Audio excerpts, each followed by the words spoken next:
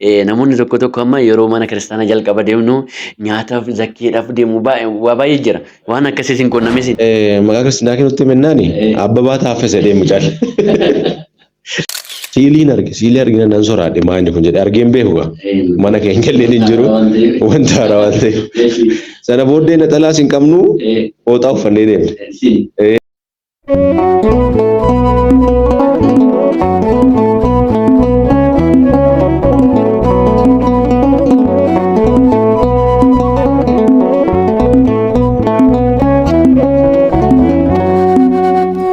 Nageenyi Waaqayyoo isiniif haa baay'atu hordoftoonni chaanaalii Urjii Tawaahidoo marti keessanii akkam jirtu akkam yoo nageessanii akkam turtan har'aa dhugaa dubbachuu fi faarfataa baay'ee jaalannu faarfataa Fiqaaduu qabadhee isiniif dhiyaadheera. Obboleessa keenya baay'ee jaalannu baga nagaan dhuftan. Baga nagaan eegna. Egaa obboleessi keenya guyyaa har'aa darbii waliin taasisnu gaaffiiwwan sadeen tokko gaafanne isaanis immoo deebisaa nuuf laati jechuudha. Akkasumas immoo Fiqaaduurraa waa baay'ee barachuu dandeenya. Dhugaa dubbachuu fi tajaajilaa yeroo ammaa kana magaalaas baadiyyaas adda hin qoodiin tajaajilaa jiranidha. Kanaafuu hundumti keessan iyyuu ijoolleen Urjii Tawaahidoo kan taatan marti keessan viidiyoo kana akkuma argitaniin gochuu hin dagatiina. Viidiyoo keenyas hamma xumuraatti nu hordofaa. Egaa kallattumaan gaaffii keenyatti seenna jechuudha obboleessa keenya. Eshi egaa gaaffiin keenya jalqabaa akkas jedha obboleessa keenya. Faarfataan Fiqaaduu eessatti dhalate? Iddoon dhaloota isaanii eessa? Akkasumas immoo manni kiristaanatti tajaajilaa turan bakki jalqaba mana kiristaanaa deeman eessadha kan jedhu sana achumaan maqaa keessan waliin odoo ibsa itti nu laattanii. Ishii galatoomadha. Maqaan koo Faarfataa Fiqaaduu Gammachuun jedhama. Iddoon dhaloota koo magaalaa Bishooftuu Udee Dankaaka jedhamutti dhaladhe. Mana amantaan tajaajilaa ture immoo Udee Dabra Madaanitti Qidduus Amaanu'eelidha. Achittan tajaajilaa ture jechuudha. Ishii dhugumatti eebbifamaa obboleessa keenya Faarfataa Fiqaaduu Waaqayyoon isin haa eebbisu. Egaa gaaffiin keenya akkuma itti fufetti jira jechuudha obboleessa keenya. Egaa Faarfataa Fiqaaduun mana amantaa qulqulleetti Dabra Madaanitti Qulqulluu Amaanu'eelittidha kan tajaajila eegale jechuudha. Yeroo tajaajila jalqaba eegaltu daa'imummaadhaan immoo dargaggummaa keessa immoo akkasumas immoo gara mana sanbataatiin immoo gara abinnatiinidha gara mana kiristaanaa kan jalqaba dhufte. Ishii galatoomaa. Akkaataan itti mana amantaa Udee Amaanu'eelii tajaajilu jalqabe baay'ee nama dinqisiisa, nama kofalchiisa illee. Egaa ani mana amantaa Ortodoksii Qulqulluu Amaanu'eelitti tajaajila kanan jalqabe. Mana amantaa keenyatti astiraadaariin yookaan itti gaafatamaan mana amantaa Udee Amaanu'eelii waggaa waggaadhaan lidatii haadha keenya Durboo Maariyaamii yookaan guyyaa dhaloota ishiidhaa kan kabaju hin kabaja. Innaa ijoollee waliin dhalanne ijoollee safaraa wajjiniin gaaf tokko ayyaana kana kabajuuf waliin deemne lidatii abbaa inni beekna kaaruti.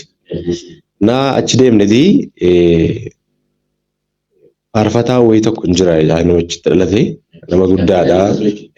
Mana amantaa sanbatiriitillee kan jalqaban keessaa isa tokko. Naa achirratti yoo barsiisu maaf ijoollee keessaa hin argine jedha. Sana booddee hin deemna kottaa sanbattamaariin maal akka ta'e daaqoniin maal akka ta'e bataskaanni maal akka ta'e homaayyuu hin beekne.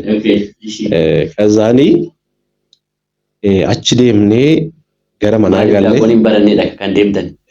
Nuti gaa sanbattamaarii maanni sanbattamaarii akka daaqonitti ilaala daaqonii annee yaa'u sanbattamaarii. Laal daaqonoo. Akka lamaan itti ilaaltan addan baafanne jechuudha. Laal daaqonoota kanaa jenna. Kasaan. Anna talaa uffatannuu daaqonii na sin. Daaqonii natti waan beeknare. Sana booddee gara manaa galleetti hin deemna waliin jenne. Na gaafa hudii deemnee kazaan bataskaanni maal akka ta'e maal takka akka keessa jiru maal takka gaggeeffamu waanuma beeknu hin qabnu daa'immasii. Nama beektan. Maatiin keenya illee baay'ee gara bataskaanaan deeman. Naa achumaanii hudii tokko deemneti keessa seenne garamis seenne gara dubartootaatiin seenne. Bataskaana jechuudha.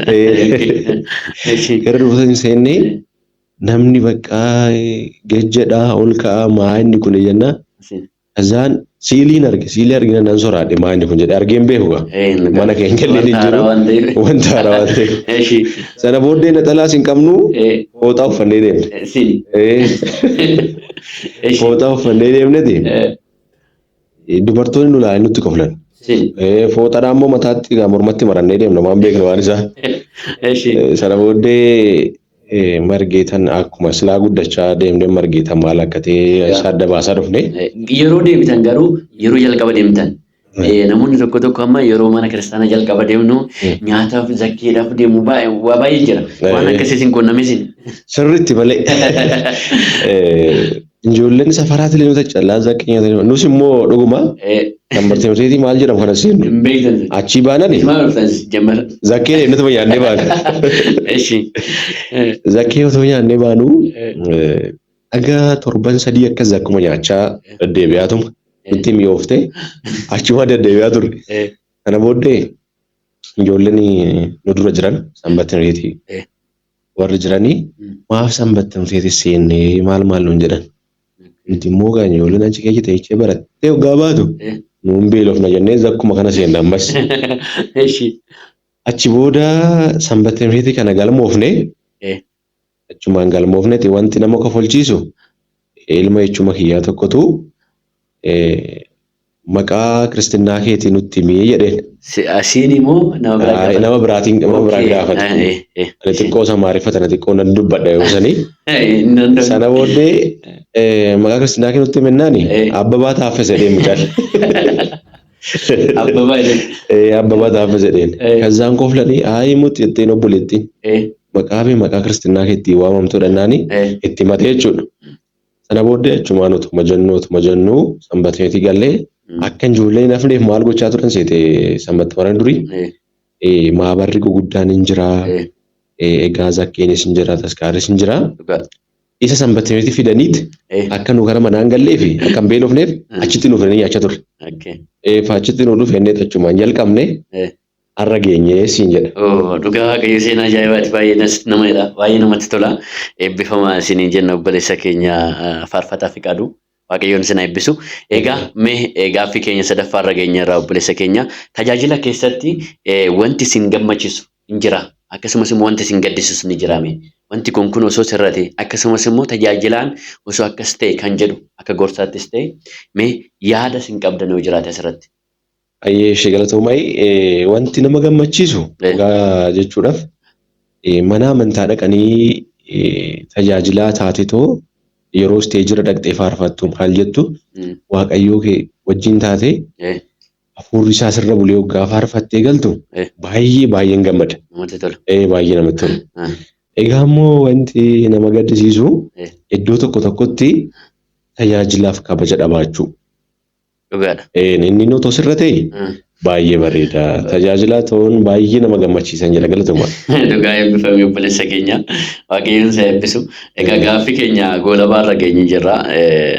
Kanaafis immoo amma gaaffiin keenya inni itti aanu yookaas inni dhuma ergaan isin dabarfachuu qabdan yeroo dhiyoottis faarfannaa viidiyoo akka hojjechuuf jirtanidha.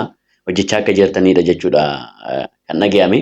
Kanaafuu immoo faarfannaan isin hojjechuuf kaatanis immoo akkamiin gadhiifamaa haala kamiin gadhiifamaa akkasumas immoo ergaa isin dabarfachuu qabdan yoo jiraate asumaan ergaa dabarfadhaa isiniin jenna obboleessa keenya.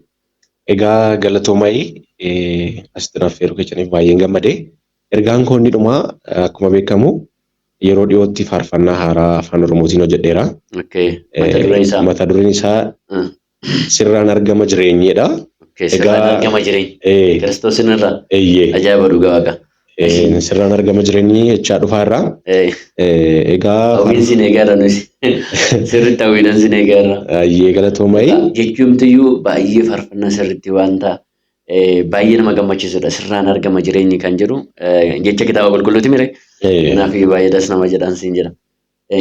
Akkamittiin gadhiifama hojjetamaa jira jechuudha. Viidiyoo isaa jalqabne irraa amma gara xumuraatti dhufeera. Faarfannaan kun galakkifamu yuutuubii gammachiisa ofiishaalaan jedhamu irratti faarfataa obboleessa keenya gammachiisa Taaddalaan beektu. Yuutuubii isaa irratti galakkifamaa yeroo dhiyootti hin galakkifama. Egaa hundi keessanuu yuutuubii san sheer sabskiraayib jiru gochuun egaa uummata kanaaf tajaajila akka kenninuuf isin hunduu akka nu gargaartan fooloo akka nu gootan jenna.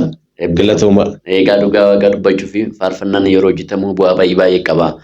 Dadhabbii baay'ee qaba. Kanaaf iyyuu hundumti keessanii obboleessa keenya kana akka hundumti keessan faarfannaan isaa akkuma ba'e gama sooshaal miidiyaa FB'dhaan akkasumas immoo TikTok'dhaan akka beeksistanii fi maqaa waaqayyoon isin gaafanna hordoftoonni keenya hundumti keessanii jechuudha. Dhugaa har'a immoo asitti argamuu keessaniif keessummaa urjii tawaahidoo taatanii argamuu keessaniif baay'ee gammanne obboleessa keenya isinii jenna. Dhugaa eebbifama waaqayyoon isin eebbisu. Ayyee galatoomaa. Akkasumas immoo urjii yuutuubii urjii tawaahidoo jedhamu hundi keessanuu subscribe gochuun mucaan kun hunda keenya nu gargaareera. Keessayyuu faarfattoota reefu jalqabarra jiran akkamitti akka jajjabeessan argaa jirra. Kanaafuu mana amantaa keenyas jajjabeessaa waan ta'eef yuutuubii kana subscribe akka gootan kabajaan sin qaba. Eebbifamaa dhugaa obboleessa keenya waaqayyoon isin eebbisu nagaan nuuf turaa isiniin jenna. Ayyee galatoomaa.